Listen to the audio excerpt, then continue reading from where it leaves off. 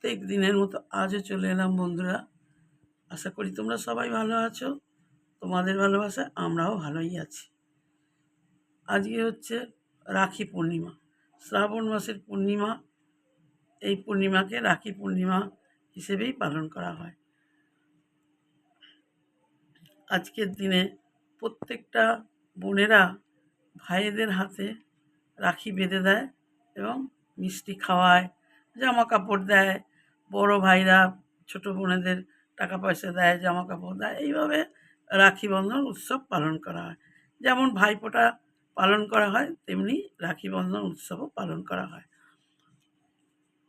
কিন্তু আমরা সবাই জানি 1905 সালে বঙ্গভঙ্গ রদ করার জন্য রবীন্দ্রনাথ ঠাকুর এই রাখি বন্ধন উৎসব পালন করেছিলেন।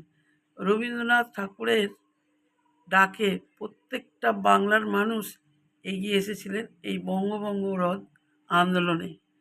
তো তখনই প্রত্যেকটা ঘরে ঘরে সেই দিনকে রান্না বান্না সমস্ত বন্ধ ছিল।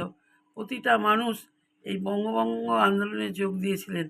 সেই দিন হয়েছিল রাখি বন্ধন উৎসব।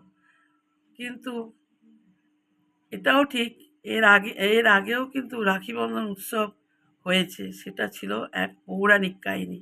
সেই পৌরাণিক কাহিনীটাই আজকে বলবো বন্ধুরা তোমাদের কাছে।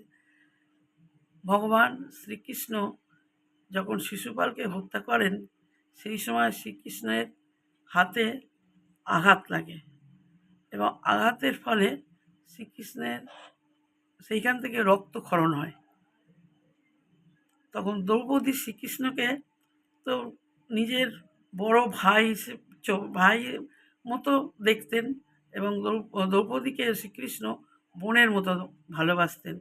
তখন দ্রৌপদী তার শাড়ির আঁচল ছিঁড়ে শ্রীকৃষ্ণের হাতে বেঁধে দিয়েছিলেন ওই রক্তক্ষরণের জায়গায়।